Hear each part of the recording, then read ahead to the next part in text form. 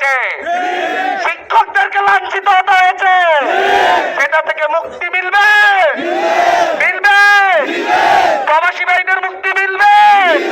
এই ফেরি আমাদেরকে মুক্তি এনে দিয়েছে।